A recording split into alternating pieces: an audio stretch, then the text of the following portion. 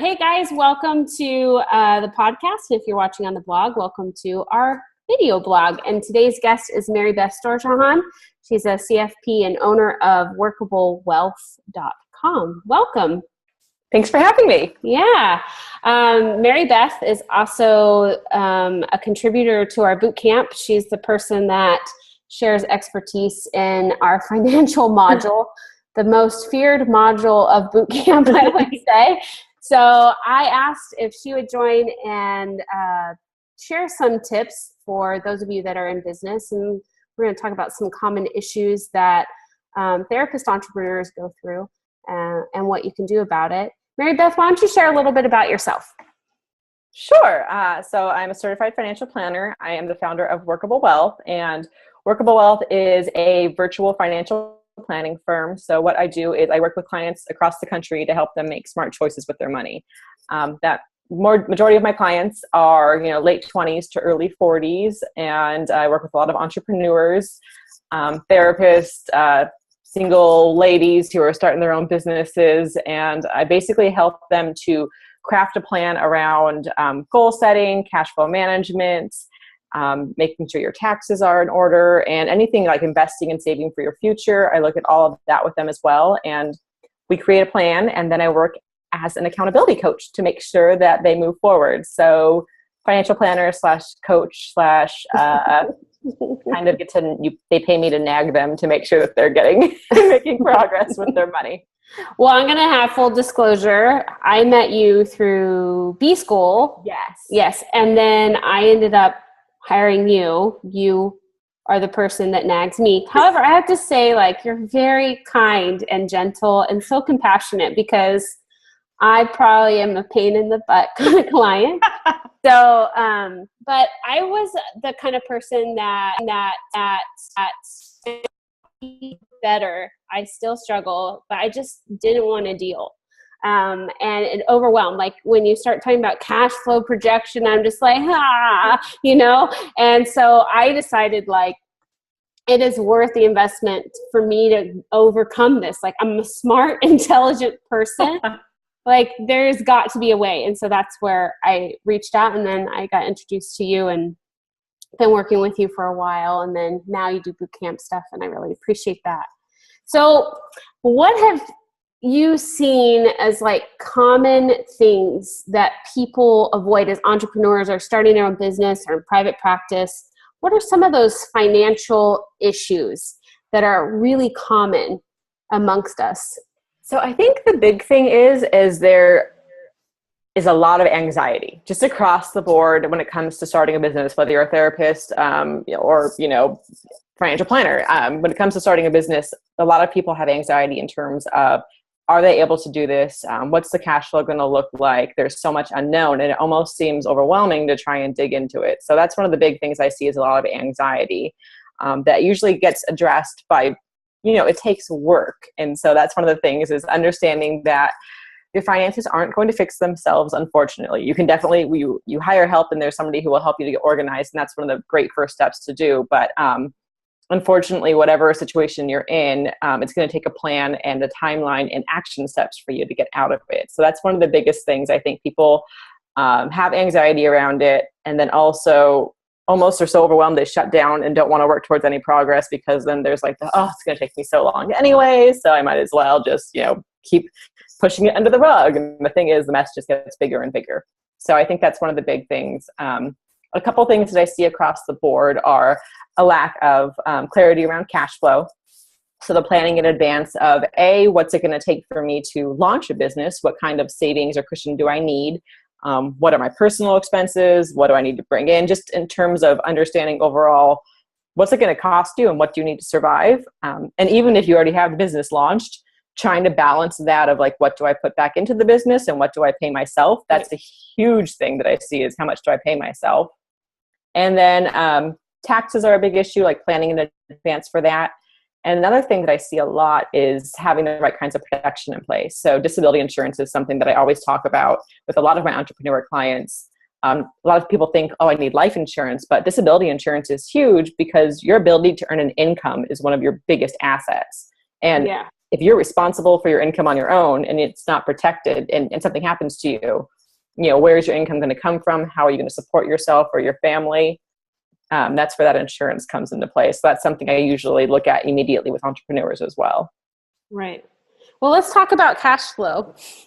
Yay, money. I think really what I find in bootcamp too, and I'm sure you've seen this, is that when people are starting, I have no idea what, like, how do I know what things are going to cost or how much to expect or plan for? So what are some tips that you have around cash flow starting out, and someone who has started and just has no concept of the cash flow? So a couple things. When it comes to starting to even trying to get clients or entrepreneurs to, complete this cash flow questionnaire that asks how much your rent is or your spending on marketing or whatever it is, there's an automatic eyes glaze over, shut down, like you said, nobody wants to do that. A couple ways to start. One of the things, if you have no software and have no concept of where your money is going and you're in business or, on your own, one of the things I usually say, if you're not using any type of QuickBooks or anything that'll help you to analyze your spending right now, the best thing to do to get started is sign up for 2 separate mint.com accounts. If you're not at the place where you want to sign up for some sort of bookkeeping software, I usually say sign up for your personal expenses on a mint.com account, which will help you to analyze, and then sign up for your personal or for your business accounts as well on a separate one. And that will basically do the analyzing for you. And you can take those numbers and then plug them in somewhere. So as opposed to you saying, going forward, I'm going to track and try and plug in these numbers, you can look back. Mint.com is a great app that will analyze your spending for you. It'll go back a few months and you can see, all right, well, I've spent this much on dining out, personal, or, I spent this much on stamps for the business or for insurance or for, rent or staff. So that will at least help you to get started there. Same thing, if you do happen to have bookkeeping software, which I totally recommend you do from day one, even if you don't think you have a ton of transactions, I would dig into that to help you kind of complete a projection forward going a cash flow basically. So you'll look at QuickBooks, and then there's tons of templates you can find online. I think I provided one in the bootcamp as well. There's basically a template you can use that basically asks you for what are you spending on rent, and going through what are you spending on transportation, those sort of things. Find some sort of business planning cash flow template online and complete that for yourself, because chances are there's a lot of areas in there that's going to ask you to complete that you're not thinking about. And one of the big things I see for entrepreneurs is the continuing education and investments and conferences you're going to and those sort of things, and the things that pop up. There's so many unexpected expenses, or this popped up and it's not planned for in advance. So getting that cash flow completed by doing some research. And that's all you have to look at it is it's research. You've done tons of research in school already. You know how to do it. So just basically sync up on some sort of website that will help you to look at the spending and transfer it over to give yourself an annualized projection. Yeah. I use Mint for personal and Outright for business because I also have stuff through my Amazon business, and it calculates all the little fees and everything that I have to deal with. So keeping those 2 separate has really helped, because before I met you, they were not separate, nor were they really looked at too much, but they weren't separate. And I think that that's important. A common thing I see too, people mixing the business and the personal. Oh, yes. And as soon as possible. I mean, that is the first step. If you happen to have your accounts combined and you're trying to keep track of things, just open a separate business account. And just even if you don't even have your tax ID or anything set up yet, but you're getting started, and open up a separate account and you can transfer it over. But having the expenses separate is going to help you with tracking, with peace of mind, with taxes. It's going to help you it's going to save you money in the long run, and just way easier. So that's the biggest thing. Is one of the big things that I usually see is people are combining things and I'll get to it later. And then it's just such a headache trying to figure out what dining out expense, was business versus, friends, or, transportation or travel. It's chaos that way. Yeah. The other thing you talked about was taxes and tax planning. My favorite. So much fun. I think I cry over taxes sometimes, but I'm getting better. Let's talk about that in terms of, we talk in boot camp too about how we don't want you to be found by the IRS as just having a hobby, that you need to be profitable. You need to be paying taxes. That's a good thing. It means your business is making money. So what are some common things that you see around the tax planning, and what do you suggest to help with that? So tax planning, one of the things I see a lot of people do with their business is they have a business account, and that's, and that's where everything gets paid out of, and, whether it's savings, cash flow, whatever, taxes come out of that. And so then when it comes time for taxes to be due, they're wiping themselves out basically, or, trying to play catch up. So I usually see a lot of, again, anxiety around it. But one of the things that I usually recommend is you're going to have a business checking account. And I also recommend opening a business savings account. That's where you're going to plan for future business investments. So if you want to grow, if you want to go to that conference, you want to hire staff, that's going to come from your business savings account. I also recommend opening a business tax account and getting ahead of the game. So if you're just starting out, if you're trying to catch up, there's going to be some additional calculations. But one of the things that I usually recommend is each quarter, that's why you have bookkeeping software. Each quarter, you should be able to go in and see what your profit and loss is. There's a report button in there. It'll analyze your expenses, assuming everything is up to date. And we could talk about spending some money and investing in a bookkeeper too. If this is not your thing, having somebody else do it for you would also be good. But looking at your profit and loss on a monthly or even quarterly basis, taking 20, 30% and basically putting it into the tax account. Mm-hmm. So when it comes time to pay your projected or your quarterly taxes, that you are then caught up. Mm-hmm. So especially if you're in the situation of where you didn't make as much last year, but you're making a lot more this year, for example, business is growing, your projected taxes are going to be based off of last year's taxes. And so you're going to be paying a smaller amount, and then it's going to catch up with you next year when you file, and you're going to be constantly scrambling, trying to catch up. I wouldn't know anything about this. No. No. Stop talking about me. So same thing happens, therapists, across a lot of entrepreneurs. Your business is growing. That's our hope, is that our businesses grow. And so same thing for, me with Workable Wealth. This year will be better than last year. And so one of the things I've chosen to do is not pay that based on what my 2014 taxes are.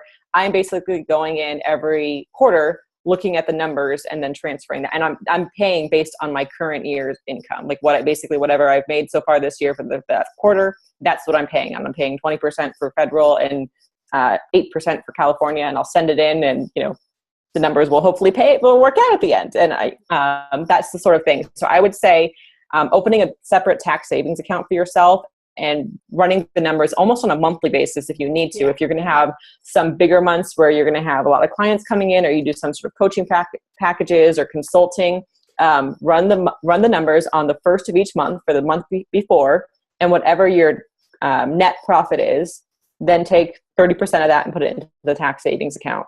And whatever you have left over, then that's what you have to work with in terms of business savings and paying yourself, etc. Yeah. That whole knowing your flow, and sometimes that takes a year or two to start to see what your cycles are. Therapists experience this. I'd say half therapists would say summer slows, half say that Christmas slows, the holidays slow, they pick up in September. So knowing that kind of flow is important too. So everyone's kind of needs depends on their business and how it functions.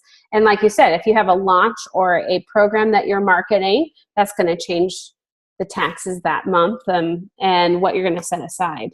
Exactly. And so setting it aside ahead of time, though, is what's important, because then you're not left scrambling at the end. And that's what I see a lot, is quarterly taxes come due and people are scrambling and there's anxiety. And, then that's when liens come into play for not paying your taxes, and it can get really messy. So getting ahead of the curve as much as possible with that is important. And just having that separate tax savings account, knowing it's there, will help you to kind of keep in mind that, like, oh, there should be something in there, or I'm supposed to do something, versus looking at this pile of money and there's no clarity around where it's going, but it's just going somewhere each month, and you're zeroing it out, and you're going to have to find it somewhere. So getting it kind of broken out there is a great step. It really reduces the anxiety. For me to look and say, taxes are taken care of finally, because I was in that place of catch up because business growth was so fast, and I was not prepared. And since we've been working together, getting out of that place, this is the real first year that I'll be fully out of, playing catch up and all that kind of stuff. And it'll be so nice to know I have a process in place. I think that that's kind of the main point here for anyone listening, is that to reduce your anxiety, the reason you put your head in the sand is because you don't have the tools or the plan. And we feel empowered when we know what's going on. It's a good thing. That's what we do for our clients as therapists. That's what we need to do for ourselves as well. And that's exactly it. And just as therapists, it's a process of meetings. It's an ongoing commitment of, the client, and then you act as the coach and you're guiding them through these conversations and these thoughts. And that's the other thing you have to realize is it's a process. It takes work to kind of unwind where you've gotten to, and there's not an immediate fix for it. So that's just part of it. But the earlier you start, a year into it, you could have so much more clarity. A few months into it, depending on what you're trying to accomplish, you could have some goals you've actually met, or just some clarity or peace of mind. And that can just make you so much more productive in business and in personal life. And that's been helpful to have you, because sometimes I've met goals and didn't know it.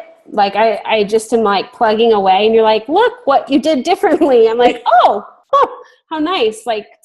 Sometimes you don't see the progress, because when you've got school loans or whatever and your mortgage is just but exactly. To know that you're chipping away and that it is getting better it's a positive. Yep. Can you talk a little bit about that? Because therapists have a lot of debt often, not everyone. So if you're listening, I'm not saying you're in debt, but a lot of us have school loans, and then we have business expenses, but we still want to live our life. So how do you help people with that whole process? So one of the things, whenever I do a presentation or coaching or even one-on-one consults with clients, I always start with the question of, and this question well, if we were meeting 3 years from today, what would have had to happen personally, professionally, and financially in order for you to be happy? And that basically helps us to set some goals in terms of, you want to get out of debt, you want to buy a house, you want the business to double, you want to send your kids to college, whatever that might be. There's usually a brain dump of things that come out.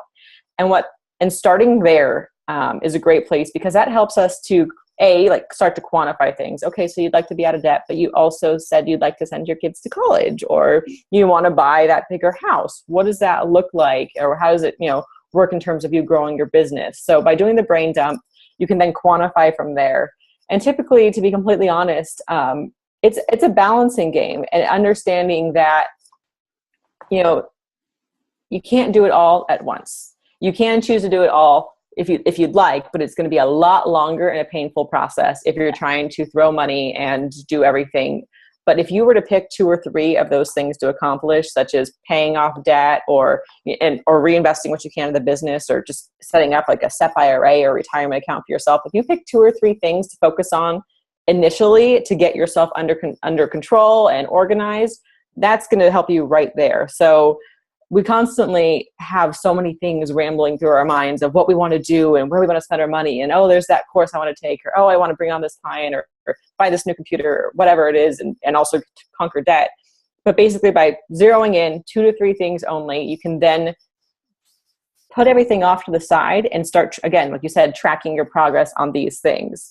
So when it comes to debt, a couple things that you want to do are, first, overall, student loans, understanding private versus federal, looking at the different repayment plan options ahead of that are there for you.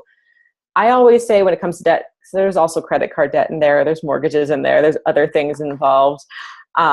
You always want to target and understand what your interest rates are. And I think that's one of the big things, is understanding what the debt is actually costing you, not just on your monthly payment, but in terms of interest. Right. Typically, your credit cards are costing you the most. So I always say target your credit card pay down as fast as possible. You want to target the highest interest rate first, and you just want to knock those out. So if the cash flow is an issue, again, if you find that you're adding to your credit card debt and you're doing that sort of thing, you're going to go back to your cash flow and find areas where you can cut back on. And if you are going into credit card debt to build your business, you might want to look at side hustle incomes or something else that you can do on the side while you're trying to build, so that you can supplement. That's one of the things I see as well, is people just automatically start way underwater with no emergency cushion. And then the spiral starts from there. Yeah. So, I think therapists ask a lot about when is the time for me to leap fully into my business? And I say depends on your financial profile and your comfortability with risk. Some people are more comfortable than others with taking on a lot of risk, and other people aren't. I've met therapists that had 2 years of savings. I've met therapists who had a couple weeks, so I think like you're saying, it really comes down to what kind of cushion do you need in order to be able to launch a business well. But you have to know what's going on in your life to be able to figure that out. Exactly. And so especially if you have a lot of student loans that are, commanding a big chunk of your income, chances are those aren't going to go away. So what do you need to basically get by on is a huge thing. That's where it comes back to the cash flow. What are your day-to-day expenses? What are your obligations that you can't get out of? What are you willing to give up? Are you willing to give up on dining out or your daily Pilates or, your travel out of the country to make this business work? And again, that goes back to your list of things that you want to accomplish. If starting this business or maintaining it is one of your top goals, well, then you have to say, I'm making this conscious decision that this business growth is my top priority right now. And I'm willing to put travel on the back burner. I'm willing to put the new home on the back burner and, anything, limit some of my discretionary expenses so that I can focus all my time and energy on this. And that's one of the big things I do see is people keep living their life the way they want to live their life. And then they also have their other expenses and they're trying to run a business and things kind of start to blow up from there. Yeah. So I'd say try not to go into credit card debt. Student loans, you can get super creative with that. If you're trying to knock them out, understand the interest rates also. Tackle the highest interest rates first. If you do end up doing any type of extended repayment plan, understand that it is going to cost you more because the interest rate is getting stretched out over time. So if you can't afford the student loan payments that you have right now, look into extending it, but then maybe reevaluate every few years if there's ways that you can bump those payments back up and get yourself out of that debt sooner. Unfortunately, student loans don't typically go away. Even if you claim bankruptcy, for example, those will still haunt you. So something to keep in mind as well. I did not know that. Yeah. I don't plan on going bankrupt, but I didn't know that. I've had a lot of consults where you're like, oh, well, I'm going to claim bankruptcy or I'm going to wait out until the student loan laws change. I'm like, you're going to ruin your credit in the process if you don't pay your bills. So those are things to keep in mind. But, there's definitely creative ways to tackle your debt. Highest interest rate first, though. Try to really limit anything extensive that you're taking on. And that goes where the planning comes into play as well. What's it going to cost you to start up your business? What do you need to run? And can you have any side income while you're starting up? Yeah. There is planning that goes into starting your practice. And it's something that a lot of us forget or want to avoid, but when you plan, it's going to be easier than going back and fixing stuff. Not that you can't, it can be fixed. I remember when I first started working with you thinking like, okay, because I'm so anxious or whatever, I can't do anything. And you're like, all right, let's create a vacation fund. And I was like, I can still go on vacation. Like, what? Okay. And not feel bad about it, knowing like I'm on vacation and it's not out of excess and it's truly out of a place of I've set aside this amount for vacation and it's okay because I'm still taking care of other stuff. Exactly. So I think it is a balance. And when we are living completely restricted, then that's not good either. And when we're living like totally like nothing's going on and in denial, so we need to find kind of that middle ground, and that's what planning helps you with. Exactly. And in terms of setting up your business and running your business, that's where those projections, that's where the planning comes into play. If you're launching your business, what's it going to cost you for space? Or are you going to run a virtual practice or continuing education credits, like those sort of things? Or in terms of marketing, website design, website maintenance, those are all expenses that should get projected in on an annual basis. So you can say, okay, I need $5,000, $10,000 to start up the business, or it's going to cost me $10,000 a year to run the business. So what do I need to bring in? What are my hourly rates? How much am I going to net per client? And then back into that, you can figure out how many clients you need just to break even. And then you go back to, okay, well, here are my personal expenses for my household. What do I need to pay myself in addition to get by? So you can kind of work up from there on a break-even standpoint, and then just to, run your life. And from there, as the business grows, keep moving. Yes. Every year I go through like all of Zinnime's expenses, and then I see, do we really need it? Is this the most beneficial? And then, we end up with additional ones you don't plan. New technology comes out, like you said, new opportunities. This past year, we did not plan on doing a conference, and then all of a sudden we're doing one, And so just knowing like, okay, each new endeavor has to have a plan behind it. Each new service that I provide needs to have a plan behind it and a budget with it. Like if I'm going to do this conference, this is what needs to happen in order for me to be okay with it and financially, So it's never like you make a plan and you're done.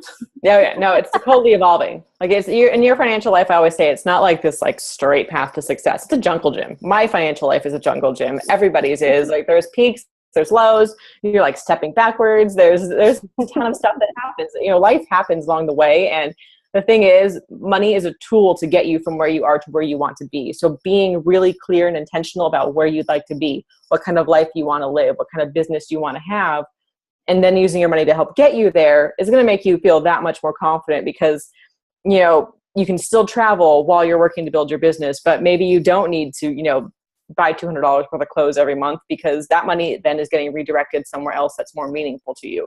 Or you don't need the fancy car, because that money is going to go towards your retirement, and you're going to feel more secure with a safety net than driving around your BMW or whatever it is. It's being intentional and figuring out the kind of life you want, and then kind of going back to your money and saying, okay, where is it going?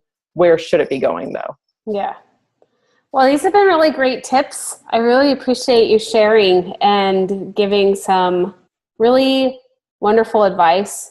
And I hope for people that are listening or watching this, that if they feel shame or anxiety, like that's totally normal. And if you need help, reach out to someone to help you. Reach out to Mary Beth, or ask around with your friends and find someone that you can talk to about it. Because once you start to shine the light on those areas, it's not so scary anymore. It doesn't have to be, right?